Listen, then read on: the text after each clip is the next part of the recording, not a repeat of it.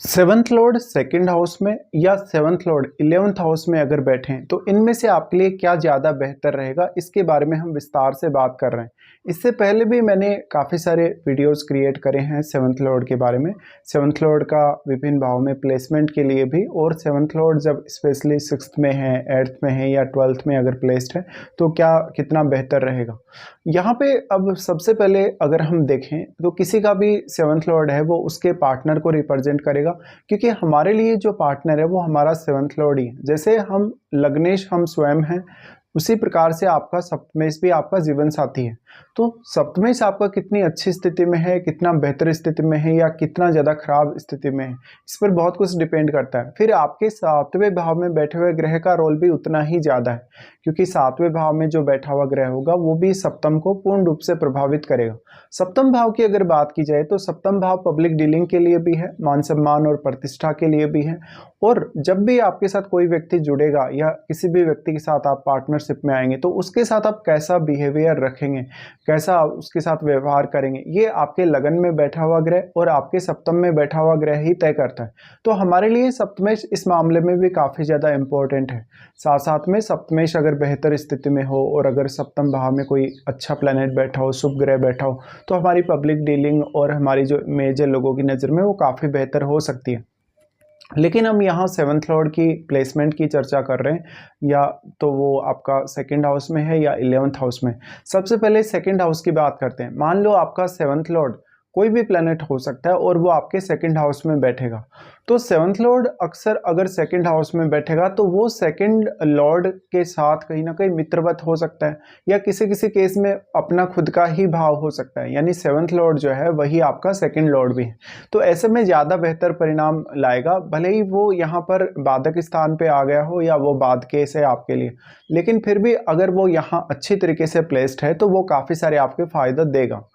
अब जो आपका सेवंथ लॉर्ड है अगर सेकंड हाउस में आए तो यहाँ सबसे ज़्यादा बड़ा रोल होगा कि कौन सा आपका सेवंथ लॉर्ड है और वास्तव में सेकंड हाउस में बैठने के बाद उसकी स्थिति कैसी बन जाती है, और क्या वो यहाँ वक्री होकर आया, क्या वो यहाँ अस्त है, ये सब आपको देखना पड़ेगा। तो एक्चुअल में जो हमारा सेवंथ लॉर्ड है वो अपनी एनर्जी यहाँ डिपॉजिट कर रहा है अगर वो किसी के भी सेकंड हाउस में जा रहा है। साथ में आपका सेवंथ लॉर्ड किसी अन्य भाव का भी स्वामी हो सकता है चार्ट में, तो आपको उस भाव के साथ भी उसका कनेक्शन देखना चाहिए, या वो उस भाव की भी कहीं ना कहीं एनर्जी लेकर जा रहा है सेकेंड हाउस में, तो उस भाव के साथ भी आप रिलेट कर सकते हो इस प्लेसमेंट को। अब एक्चुअल में सेवंथ लॉर्ड जो आपका सेकेंड हाउस में चला गया वो किस प्रकार का प्लैनेट है, कोई अन्य ग्रह उसके साथ सेकेंड हाउस में बैठा है या नहीं, ये सब देखना होगा। तो मान लीजिए किसी का भी सेवंथ लॉर्ड अगर सेकंड हाउस में बैठता है, ऐसे में आपका जो पार्टनर होगा वो आपकी वेल्थ में योगदान कर सकता है। आपका पार्टनर आपको अपनी पार्टनरशिप के थ्रू काफ़ी फायदा दे सकता है। आप अपना फैमिली से रिलेटेड कोई बिजनेस आगे बढ़ा सकते हैं मैरिज होने के बाद। साथ साथ में आपका जो ओवरऑल फैमिली वेल्थ होगा उसमें पार्टनर का योगदान बहुत बड़ा हो सकता है, या तो फिर आप एक अच्छा बिजनेस खड़ा करके अपनी वेल्थ को काफ़ी ज़्यादा इंक्रीज कर सकते हैं और इसमें आपका पार्टनर आपके सहयोग कर सकता है। अब क्योंकि सेवंथ लॉर्ड है आपका, तो सेवंथ लॉर्ड सेकंड में आने की वजह से कहीं ना कहीं आपका जो नेम फेम होगा, सामाजिक प्रतिष्ठा होगी, या कोई भी व्यक्ति आपको किसी भी तरीके से जज करेगा तो उसमें आपकी वेल्थ का बहुत इंपॉर्टेंट रोल होगा। साथ साथ में अब आप सप्तम भाव के लिए अपनी क्रिएटिव स्किल्स को भी यूज कर सकते हैं, स्पेशली आपकी वाणी को। ऐसा व्यक्ति पब्लिक डीलिंग में काफ़ी अच्छा कर पाएगा और अपनी वाणी का बहुत अच्छा प्रभाव दूसरों के सामने ला पाएगा। सेवंथ लॉर्ड सेकंड हाउस में आ गया तो वो आपके खान पान को भी निर्धारित करेगा, कहीं ना कहीं वो आपके जो रहन सहन है उसको भी निर्धारित करेगा। साथ में उसका सेकंड हाउस के लॉर्ड के साथ कैसा रिलेशन है ये देखना चाहिए। सेवंथ लॉर्ड जो आपके सेकंड हाउस में आया अगर वो यहाँ काफ़ी अच्छी स्थिति में भी बैठा है और अगर वो सेकंड लॉर्ड के साथ मित्रवत है तो आपको काफ़ी फायदे मिलेंगे। अब जो आपका सेवंथ लॉर्ड सेकंड हाउस में आ गया वो एक्चुअल में आपके 8th हाउस को तो प्रभावित करेगा ही करेगा, तो 8th हाउस को वो कहीं ना कहीं एक्टिवेट करेगा या वो 8th हाउस पर अपना प्रभाव डालेगा, तो वो आपके लिए 8th हाउस के थ्रू भी गेन लाएगा निश्चित तौर पे। ऐसे में 8th हाउस में बैठा हुआ ग्रह और आपके सेकंड हाउस में आपका जो सप्तमेश बैठा है उसके बीच में कैसा संबंध है, या अष्टमेश के साथ आपके सप्तमेश का कैसा संबंध है, ये आपको देखना होगा।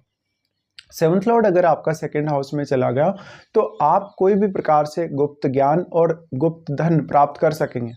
अब यहाँ सबसे बड़ी भूमिका होगी कि आपका सेवंथ लॉर्ड किस प्रकार का ग्रह है, क्योंकि जिस प्रकार का वो ग्रह होगा वैसी की वैसी क्वालिटीज यहाँ आएंगी सेकंड हाउस में, और उन्हीं का प्रभाव फिर एट्थ हाउस पर भी पड़ेगा। अब एट्थ हाउस में जो बैठा हुआ ग्रह है आपके चार्ट में, वो अपना प्रभाव पूर्ण रूप से डालेगा आपके सप्तमेश पर, तो उसकी भूमिका भी आपको देखनी चाहिए। साथ साथ में अब आपका सप्तमेश अन्य किस भाव का स्वामी होकर आपके सेकंड हाउस में गया है, तो आपका जो सेवंथ लॉर्ड सेकंड हाउस में गया है वो आपके एट्थ हाउस को तो प्रभावित करेगा ही करेगा, वो आपके कुछ अन्य भावों को भी प्रभावित करेगा। जैसे हो सकता है वो सिक्स्थ को प्रभावित करे, या वो टेंथ को भी प्रभावित करे, और किसी अन्य ग्रह के साथ अगर वो बैठा है तो उसका बहुत इंपॉर्टेंट रोल है यहाँ पे। तो ये सब होगा। अब अगर हम बात करें किसी का भी अगर सेवंथ लॉर्ड मान लो 11th हाउस में बैठा है, तो क्या वास्तव में 11th हाउस में जो सेवंथ लॉर्ड गया वो सेकंड हाउस वाले की तुलना में ज़्यादा बेहतर रिजल्ट ला सकता है या ज़्यादा बेहतर हो सकता है? देखिए, सेवंथ लॉर्ड अगर 11th हाउस में गया तो 11th हाउस आपकी एक्सपेक्टेशन है, आपका नेटवर्क है, आपका जो भी अर्निंग्स आप करते हैं, जो भी पैसा आपके पास आता है वो है, या आपका किसी भी काम को लेके प्रॉफिट है। इस प्रकार से आपका जो मान सम्मान है, रेपुटेशन है, वो क्योंकि सेवंथ हाउस से भी जुड़ा है, तो सेवंथ लॉर्ड जो आपका जाएगा 11th हाउस में, वो आपके मान सम्मान के लिए, आपके रेपुटेशन के लिए, आपके नेटवर्क के लिए बहुत ज़्यादा अच्छा है। और सेवंथ लॉर्ड का 11th हाउस में जाना आपके बिजनेस को बहुत ज़्यादा एक्सपांड करने की तरफ दिखाता है, या सेवंथ हाउस के लिए आप बहुत ज़्यादा एक्सपेक्टेशन पाल लेंगे। तो ऐसे में उस प्लैनेट विशेष का रोल बहुत अहम होगा कि वो किस प्रकार का ग्रह है। अगर वो एक बहुत एग्रेसिव ग्रह है, एक बहुत फायरी ग्रह है, तो उतनी ही आपकी एक्सपेक्टेशंस ज़्यादा होंगी आपके पार्टनर से, या आपका जो पार्टनर होगा वो कहीं ना कहीं आपकी एक्सपेक्टेशन में वृद्धि करेगा अपनी किसी भी प्रकार की गाइडेंस या सलाह की वजह से। ऐसे जातकों का अक्सर ये देखा जाता है कि मैरिज के बाद या अगर मैरिज मान लो किसी का नहीं भी है तो, लेकिन अगर कोई बिजनेस में आपने पार्टनरशिप किया तो पार्टनरशिप होने के बाद आपका वेल्थ काफ़ी इंक्रीज होने लगता है। या मान लो आपने कोई बिजनेस स्टार्ट किया लेकिन आपने पार्टनरशिप नहीं की, पार्टनरशिप से पहले हो सकता है आपका बिजनेस प्रॉफिटेबल नहीं था, लेकिन जैसे ही आपने पार्टनरशिप की तो आप काफ़ी ज़्यादा प्रॉफिट में आ गए। तो जो सेवंथ लॉर्ड है 11th हाउस में मोस्टली ऐसा हो सकता है, सेवंथ हाउस लॉर्ड का 11th हाउस में आने से इस बात की संभावना कहीं ना कहीं ज़्यादा बनती है सेकंड हाउस की तुलना में कि वो अपने एक फ्रेंड के घर में यहाँ स्थित होगा। और ये जो पॉइंट है कहीं ना कहीं वो ये प्लेसमेंट को ज़्यादा बेहतर बनाता है सेवंथ लॉर्ड जब सेकंड हाउस में बैठे उसकी तुलना में। तो सेवंथ लॉर्ड अगर 11th हाउस में आएगा तो अब वो आपके पंचम भाव को भी प्रभावित करेगा, साथ में उसका संबंध किस प्रकार का है 11th लॉर्ड के साथ, और 11th लॉर्ड क्या वास्तव में यहाँ सेवंथ लॉर्ड को प्रभावित कर रहा है या नहीं कर रहा है, ये आपको देखना होगा। मेनली हम ये मानते हैं कि सेवंथ लॉर्ड किसी का भी अगर 11th हाउस में जाएगा तो उसकी अपने पार्टनर के प्रति एक्सपेक्टेशंस बहुत ज़्यादा रहेंगी, और उसका जो पार्टनर होगा उसके नेटवर्क सर्कल में से हो सकता है, या फिर आपका फ्रेंड सर्कल मान लो मैरिज से पहले उतना बड़ा नहीं था, लेकिन जैसे ही आपका पार्टनर आपके साथ जुड़ता है या जैसे ही आपका मैरिज होता है उसके तुरंत बाद आपका जो नेटवर्क है वो बढ़ने लग जाता है, या बहुत लोग आपको जानने पहचानने लग जाते हैं। तो कहीं ना कहीं अब आपका जो पार्टनर की इमेज है, आपकी पार्टनर की जो पर्सनैलिटी है, उसकी एक इमेज है, उसका प्रभाव भी आपके ओवरऑल वेल्थ पे पड़ेगा, ओवरऑल आपका जो स्टेटस है फाइनेंशियल स्टेटस उस पर पड़ेगा। अब जो 11th हाउस है, 11th हाउस में अगर आपका सेवंथ लॉर्ड आ गया तो वो आपके 5th हाउस को प्रभावित करेगा, क्योंकि वो अपनी पूर्ण रूप से यहाँ दृष्टि डाल रहा है पंचम पर। तो अब पंचम भाव के लिए भी वो एक बहुत इंपॉर्टेंट प्लैनेट हो सकता है वास्तव में, लेकिन यहाँ पंचमेश के साथ उसका कैसा संबंध है, और आपके पंचम भाव में बैठा हुआ ग्रह भी आपके सप्तम भाव के लॉर्ड को प्रभावित करने में बहुत ही ज़्यादा सक्षम होगा। इसके साथ साथ जो आपका सेवंथ लॉर्ड जो आपके 11th हाउस में आया है, वास्तव में वो 11th हाउस में कौन कौन से अन्य ग्रहों के साथ बैठा है या कौन कौन से अन्य ग्रहों के साथ उसका संबंध है, ये आपको देखना होगा।